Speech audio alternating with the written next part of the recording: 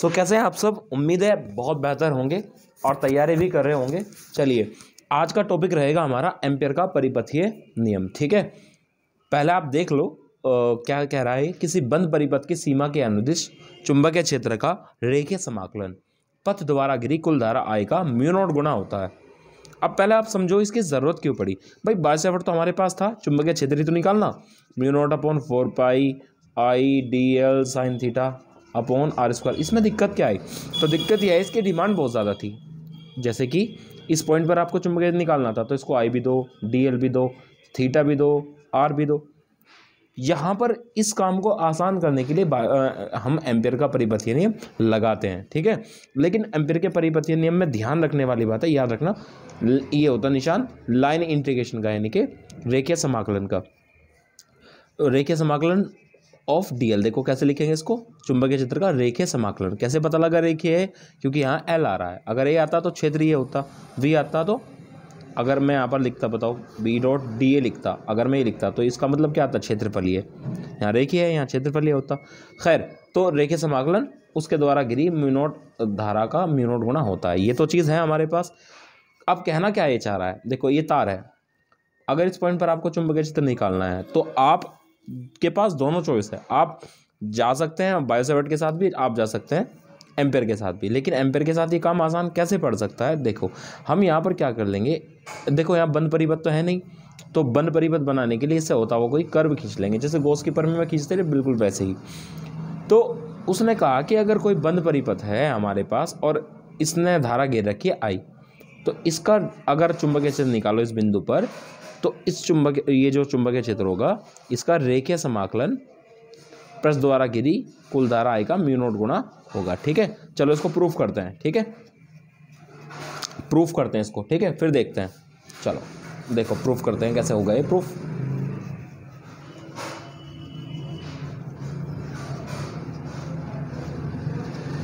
Proof करते हैं ना, प्रूफ।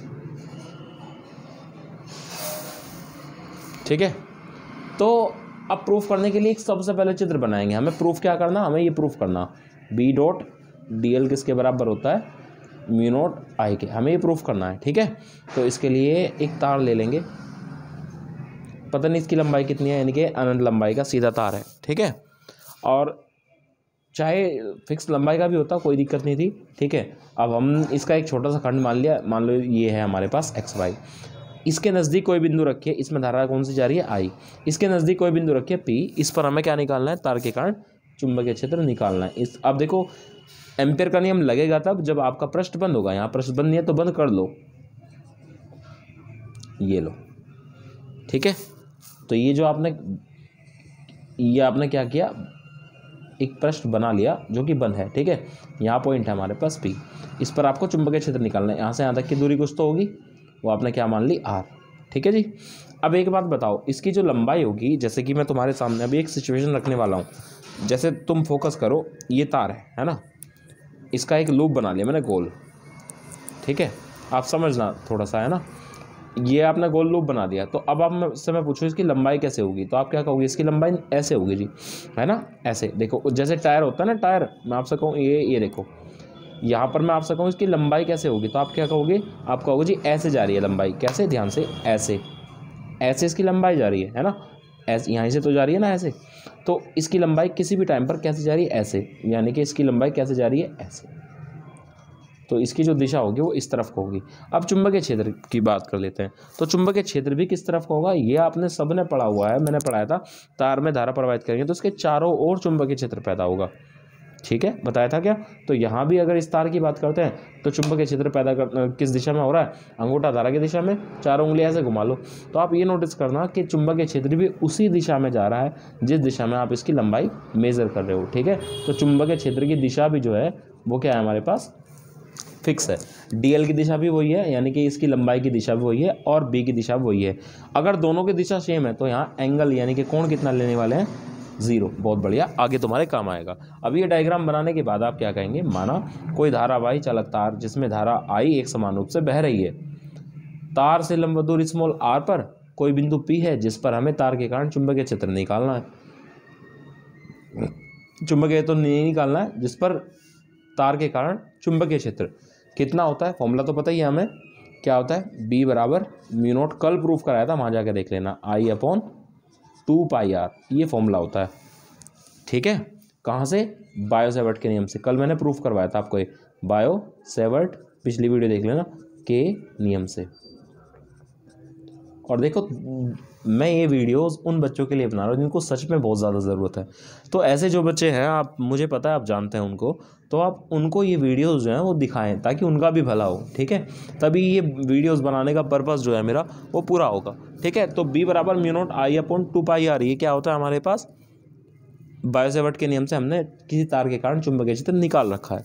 यहाँ तक कोई डाउट है?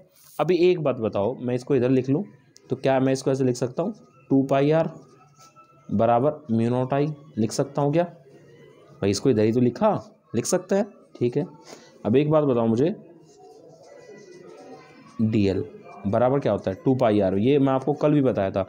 इसकी पूरी लंबाई कितनी होगी, इसकी पूरी लंबाई कितनी होगी, तो आप क्या कहोगे, किसी वृत्त की पूरी लंबाई होती है उसकी परिधि।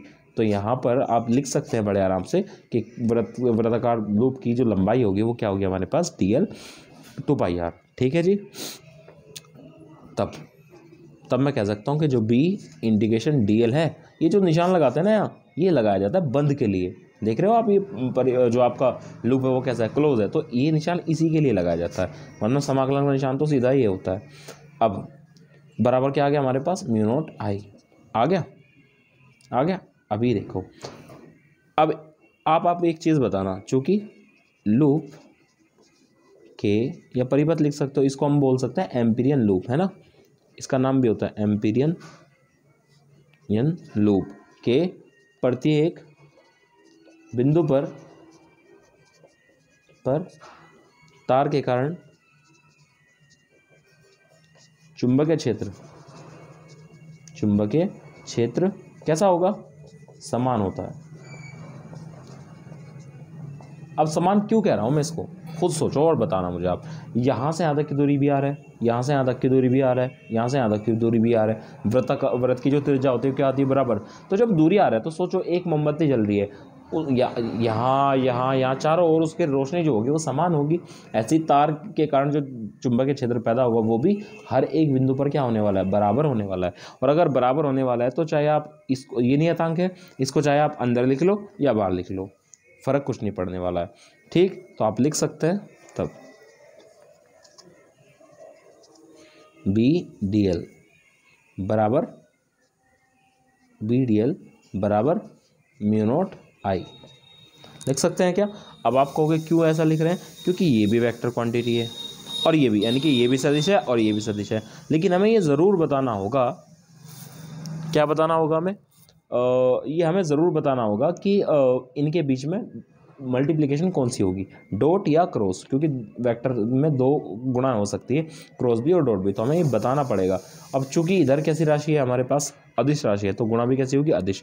अगर ऐसे नहीं समझते हो तो फिर ऐसे समझो आप। एक बात बताओ मुझे, अगर मैं इसको खोल लूँ, बी डॉट डी एल को खोल लूँ तो क्या आएगा वो, तो आप कहोगे जी B D L cos theta, theta कितना है इनके बीच में, डी एल की दिशा भी वही है और बी की दिशा वही है, तो दिशा एक है तो कोण कितना होगा, 0।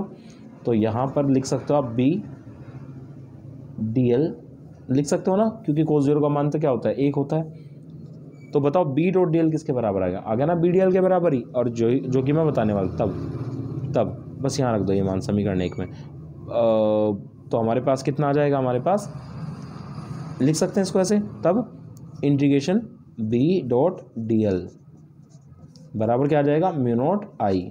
ये दिखा आपको, बस यही हमारा क्या है, एम्पीयर का परिपथीय नियम है। ठीक है, कैसे किया, b बराबर mu not I upon 2πr, ये होता है बायो सेवर्ट के नियम से हमने पढ़ा है। 2πr को इधर लेके गए, 2πr क्या होता है, dl इंटीग्रेशन ऑफ dl के बराबर होता है, वृत्त की कुल लंबाई इतनी ही होती है। अब रख देंगे इसको ऐसे। अब आप एक भी काम और कर सकते हो, इस बी को अंदर भी ले सकते हो, क्यों, क्योंकि एम्पीरियन लूप के प्रत्येक बिंदु पर तार के कारण चुंबकीय क्षेत्र समान है, तो आप इसको ऐसे लिख सकते हो, बी और डी एल बराबर म्यू नॉट आई। लेकिन फिर हम बताएंगे कि जो बी डी एल है वो किसके बराबर है, क्योंकि बी डॉट डी एल क्या होता है भाई, ए डॉट भी क्या होता है, आपने पढ़ा है ना, ए डॉट भी क्या हो, तो ए डॉट भी होता है हमारे पास ए बी कोस थीटा। अगर A dot B A B cos theta है तो बी डॉट डी एल किसके बराबर होगा, B D L cos theta के। थीटा कितना 0 है, कोस 0 का मान 1 होता है, तो बी डॉट डी एल को हम लिख सकते हैं integration of B D L. और अब बताओ ज़रा ये वैल्यू किसके बराबर है, इसके बराबर है, तो इसकी जगह पर ये लिख सकते हैं, तो इसकी जगह पर यानी कि यहाँ पर हम क्या लिख देंगे, ये लिख देंगे, तो बी डॉट डी एल बराबर म्यू नॉट आई।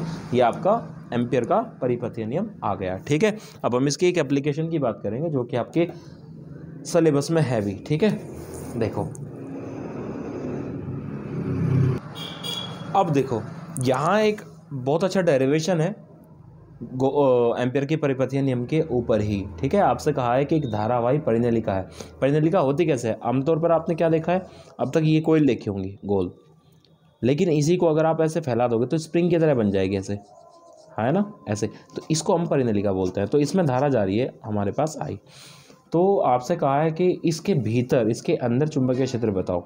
देखो चुंबकीय बल रेखाएं तो गुजर रही ना, ये चुंबकीय बल रेखाएं तो है, तो चुंबकीय बल रेखाएं अगर गुजर रही हैं तो इसके अंदर चुंबकीय क्षेत्र तो होगा, ये तो बात पक्की है। पर निकालेंगे कैसे, ये देखने वाली बात है। ठीक है, तो एम्पियर का परिपथीय नियम अगर आपको लगाना है तो उसकी पहली शर्त क्या है, आपके पास परिपथ कैसा होना चाहिए, बंद होना चाहिए। बंद तो यहाँ नहीं है, तो चलो कर देते हैं बंद। भाई ऐसी तो जा रहे होंगे चुंबकीय बल रेखाएं ए से बी की ओर, कैसे जा रही होंगे, ऐसे। ठीक है, तो एक लूप बना लेते हैं ऐसे। ठीक है, ये लो, ऐसे आयताकार लूप आप बना के आएंगे सी और डी। ठीक है, आप कहोगे आयताकार ही क्यों, गोल क्यों नहीं, बाकी सारी चीज़ें क्यों नहीं, तो असल में आप एक सिलेंडर जैसे इसकी बात करते हैं, इसको अगर आप देख पा रहे हो ये आपके लिए सिलेंडर है, लेकिन इसकी प्रतिछाया देखना ज़रा कैसी दिख रही है आपको, आयताकार दिख रही नहीं दिख रही। ठीक है, तो इस वजह से आप यहाँ पर देखो, ऐसे ही अगर चुंबकीय बल रेखाओं की या परिनलिका की बात करेंगे तो उसका जो प्रतिरूप बनेगा वो वैसा बनेगा, ज़्यादा बेहतर है।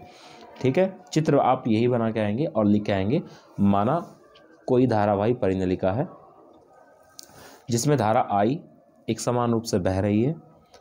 अब परिनलिका की लंबाई स्मॉल एल है तथा इसके प्रत्येकांक लंबाई में फेरों की संख्या स्मॉल एन है। ठीक है, ये काम आएगा आगे आपको।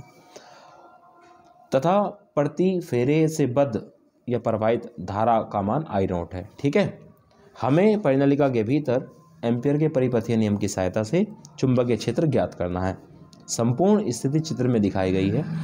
इस कार्य के लिए हमने एक आयताकार बंद loop A B C D खींचा जो एम्पियरियन लूप है। अब एम्पियर के परिपथीय नियम से परिनलिका से बद्ध कुल चुंबकीय क्षेत्र, अब यहाँ हम क्या लगाएंगे, एम्पियर का परिपथीय नियम लगाने वाले हैं। देखो भाई एक बात होता है, एम्पियर का परिपथीय नियम होता क्या है, पी डॉट डी एल बराबर क्या होता है हमारे पास, म्यू नॉट आई। ये तो होता ही होता है। ठीक है, लेकिन ए बी सी डी, एक चीज़ देखो ध्यान से, ये अगर मैं आपसे कहूँ ये डी एल क्या है, लंबाई है, इसकी लंबाई कैसे निकालोगे आप, ये जोड़ोगे ये जोड़ोगे ये जोड़ोगे ये जोड़ोगे। भाई आयत का परिमाप कैसे निकालते हो आप, ये जोड़ोगे ये जोड़ोगे ये जोड़ोगे ये जोड़ोगे। ऐसे ही आपको चुंबकीय क्षेत्र का कंपोनेंट निकालना है। तो अब यहाँ पर आप क्या करेंगे, लिखेंगे ये किसके बराबर हो जाएगा हमारे पास में, A B C D B dot D L. ध्यान से यही लाइन सबसे इंपॉर्टेंट है इसकी, ए से पहले ए से बी तक का जोड़ेंगे, ए से बी तक बी डॉट डी एल। ठीक है, चाहो तो आप सीधा इनके मान भी लिख सकते हो कोण के। ठीक है, देखो कैसे लिखोगे इसके मान, बी डी एल, आपको पता है B D L cos theta होता है। थीटा कितना लेंगे, देखो चुंबकीय बल रेखा किधर को गुजर रही है, ऐसे, और ए से बी तक की डायरेक्शन भी क्या ऐसी है। देखो जिस दिशा में ए से बी है, तीर निशान दिखा रखा, उसी दिशा में चुंबकीय बल रेखाएं गुजर रही है, तो दोनों के बीच का जो कोण है वो क्या होगा, 0 होगा। तो यहाँ लिखेंगे कोस 0 प्लस, अब ए से बी तक तो आ गए, अब बी से सी, बी से सी, बी डी एल कोस कितना लेंगे, 90 डिग्री। क्यों लेंगे, इसकी लंबाई किस तरफ को है जी, इस तरफ को, और बल रेखाएं किधर को गुजर रही है, ऐसे, इसकी लंबाई तो ऐसे और बल रेखाएं गुजर रही है ऐसे, कोण कितने का बनेगा, 90 का बनेगा। अब प्लस यहाँ हम बात करेंगे तीसरे फैक्टर की। तो जो तीसरा फैक्टर है उसकी अगर आप बात करो तो चाहे तो आप कोस जो मतलब कोण है ना वो बाद में भी खोल सकते हो, वो तुम्हारी इच्छा की बात है। ठीक है, जैसे कि मैं तो कोण यहाँ साथ साथ खोल के आपको दिखा दिए, कोस 90। ठीक है, प्लस इंटीग्रेशन सी से डी, तो बी, वैसे इसका कोई इंपॉर्टेंस रहने का नहीं, डैश लगा लेना पहले ही, डीएल। हालांकि अगर कौन बनेगा तो कैसे बनेगा खुद सोचो, लेकिन कौन की यहाँ ज़रूरत पड़ने की नहीं, इसे स्पेशल में ध्यान रखना। प्लस, इसलिए मैंने यहाँ पर आपके जो वेक्टर्स हैं उनको लगाया नहीं, ठीक है, हटाया नहीं। आप चाहो तो हटा सकते हो, हटाओगे तो फिर आप देखो इसकी दिशा किधर को है, इधर की हो रहा है, और बल रेखा गुजर रही ऐसे, ठीक है। हालांकि उसका हमारे कैलकुलेशन में कोई पार्ट नहीं है, कोई रोल नहीं है, इसीलिए इसको एज इट इज़ छोड़ते हैं, ठीक है। और प्लस प्लस कहाँ से कहाँ तक रह गया अब, डी से ए तक, डी से ए तक, बी डॉट जगह कम रह गई। चलो देखो, एक फैक्टर, दो फैक्टर, तीन फैक्टर, ए से बी आ गए, बी से सी आ गए, सी से डी आ गए। अब हम लेके चलेंगे डी से ए तक। बी, इसको तो देख सकते हो आप, बी डी एल कितना, कोस कितना लेंगे बताओ, डी एल ऐसे है, इसकी लंबाई ऐसे है, और बल रेखाएं ऐसे है, तो कोण कितने का बन रहा, 90 का। तो यहाँ क्या लिखेंगे, कोस 90। ठीक है, यहाँ तक कोई डाउट है? अब चित्र को साफ करते हैं, अब इसका कोई रोल नहीं रहा, ठीक है। ये लो, ये हुआ साफ, ठीक है। अब आओ, अब एक बात बताओ, कोस 0 का मान क्या होता है? कोस 0 का मान होता है 1, और कोस 90 का मान क्या होता है? 0। एक चीज़ ध्यान रखना, ये तो पता ही है, तथा एक जो चीज़ मैंने आपसे कही थी, कौन सा फैक्टर, सी से डी, ये अलग से उसको बताना। बी डी एल ये कितना होगा हमारा? 0 होगा, क्योंकि ये ना परिनलिका के बाहर है, ये चीज़ ध्यान रखना। मैं तुम्हें कहा भी था कि यहाँ पर जो भी परिनलिका के बाहर है, इससे दूर बिंदुओं पर वैद्युत क्षेत्र क्या, सॉरी चुंबकीय क्षेत्र क्या होगा? 0 होगा। पर वो कैलकुलेशन में आने का ही नहीं, परिनलिका के बाहर है, वो परिनलिका के बाहर है, ठीक है। अभी तो आप ये देखो, ये 0 हो जाएगा क्योंकि कोस 90 का मान 0 होता है, ये 0 हो जाएगा क्योंकि कोस 90 का मान 0 होता है, और ये परिनलिका के बाहर ही है। सी से डी कहाँ था? परिनलिका के बाहर था ना, उसको हम कैलकुलेशन में ले ही नहीं रहे। तब ध्यान से बताओ, तब A B C D, B D L किसके बराबर हो जाएगा भाई लड़कों? ये हो जाएगा हमारे पास में, ये तो कोस 0 का मान तो 1 होता है, तो यहाँ पर बस छोड़ेंगे ए से बी, और यहाँ कितना लिखेंगे? बी डी एल प्लस 0 क्यों हुआ? क्योंकि कोस 90 का मान 0। 0 क्यों हुआ? क्योंकि बाहर है, चुंबकीय क्षेत्र में काउंट नहीं होने का। और ये 0 क्यों हुआ? क्योंकि कोस 90 का मान फिर से क्या हुआ? 0 हुआ।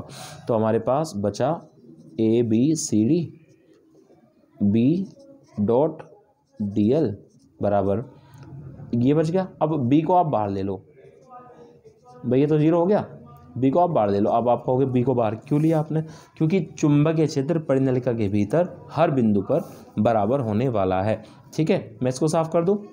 देखो हमने पहले क्या किया, एम्पियर का परिपथ नियम लगाया, इसको 4 हिस्सों में तोड़ लिया, क्योंकि 4 ही हिस्से हैं उसके लूप के, ए से बी, बी से सी, सी से डी, डी से ए, ठीक है। और कोण के हिसाब से उनको मान रख लिया। अब देखो, अब आप उसको बताएंगे, चूँकि परिनलिका के भीतर, परिनलिका के भीतर प्रत्येक बिंदु पर चुंबकीय क्षेत्र क्या होगा? समान होगा, ठीक है यहाँ तक। अब जी एक बात बताओ मुझे, यहाँ से यहाँ तक कि ए से बी तक की जो लंबाई है वो आप मान सकते हो कुछ भी, दैट इज़ वहाँ चित्र में दिखानी शायद याद नहीं रही होगी। ए से बी तक की जो लंबाई है वो भी तो कुछ होगी, पूरी लंबाई तो एल थी, इसकी लंबाई हमने मान ली एक्स, ठीक है। तो एक्स, तब बताओ ज़रा मुझे, कहाँ गया? ये रहा। तब बताओ ज़रा, integration A B C D ये किसके बराबर आ जाएगा बताओ? तो जी ये किसके बराबर आ जाएगा? B into X. इसका मान पूरे का क्या है? एक्स है, ठीक है। इस हमने समीकरण का 1 कह दिया यहाँ तक। अब किंतु समीकरण दो पहली वाली क्या कहती थी भाई? हमें ये पता बी डॉट डी एल किसके बराबर होता है? एम्पियर का नियम तो पढ़ा हमने, बी डॉट डी एल किसके बराबर होता है? म्यू नॉट आई के। यही तो पढ़ा था हमने, बी डॉट डी एल किसके बराबर होता है? म्यू नॉट आई के।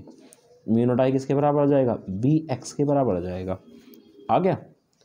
अच्छा एक बात बताओ आप मुझे, यहाँ पर आप कह रहे हैं कि आई क्या है, कुल धारा है, कुल धारा, कुल धारा। अब बच्चों एक चीज़ है, यहाँ आप देखो कि इसके पास कितने सारे फेरे हैं,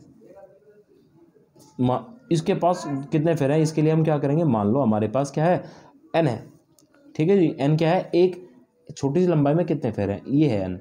यानी कि हमें ये पता लग रहा है कि एक आंक लंबाई में कितने फेरे हैं, स्मॉल एन फेरे हैं। अगर मैं आपसे कहूँ कि कुल लंबाई हमारे पास कितनी एक्स है, तो अगर 1 सेंटीमीटर में, मान लो 1 सेंटीमीटर में एन फेरे हैं, तो x सेंटीमीटर में कितने होंगे, तो आप क्या कहोगे, एन से एक्स की गुणा कर दो। हाँ है ना भाई, सोचो ना, एन क्या है, छोटी सी लंबाई में 1 सेंटीमीटर में, मान लो 1 सेंटीमीटर या 1 मीटर में कितने फेरे हैं, ये है एन। एक्स जो भी दूरी है उससे गुणा कर दो तो पता लग जाएगा टोटल फेरे कितने हैं। अब एक फेरे में कितनी धारा जा रही है, आई नोट, तो टोटल फेरे कितने थे, एन एक्स, तो टोटल धारा कितनी हो जाएगी, एन एक्स आई नोट, गुणा कर देंगे तो यहाँ आप क्या लिखेंगे, एन एक्स आई नोट, ठीक है। तब बताओ ज़रा, बी एक्स किसके बराबर हो जाएगा, म्यू नोट, आई की जगह क्या लिख सकते हैं हम, एन एक्स आई नोट लिख सकते हैं क्या, ये रहा, एक्स से एक्स कट गया, तो बी बराबर क्या आ गया हमारे पास, म्यू नोट एन आई नोट, ये आपका डेरिवेशन आ गया। यहाँ तक आप उसको करके आएंगे, ठीक है। तो 4 हिस्सों में तोड़ लिया, स्टेप बाय स्टेप आप वीडियो को दोबारा देखेंगे तो आपको ये चीज़ें समझ में आ जाएंगी। उम्मीद है आपको ये समझ में आ ही गया होगा। एक चीज़ और मैं आपको बताता हूँ चलते चलते,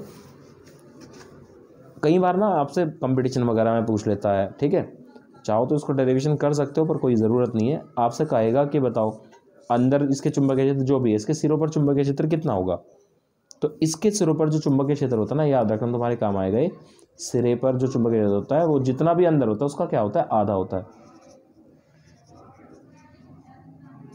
ठीक है।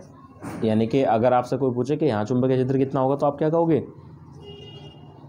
ये कहोगे आप, म्यू नोट एन आई नोट बटे 2। ये एक्स्ट्रा मैं बता रहा हूँ आपको, हालांकि यहीं तक छोड़ गया ना आपको पेपर में, ठीक है। चलिए मिलते हैं फिर।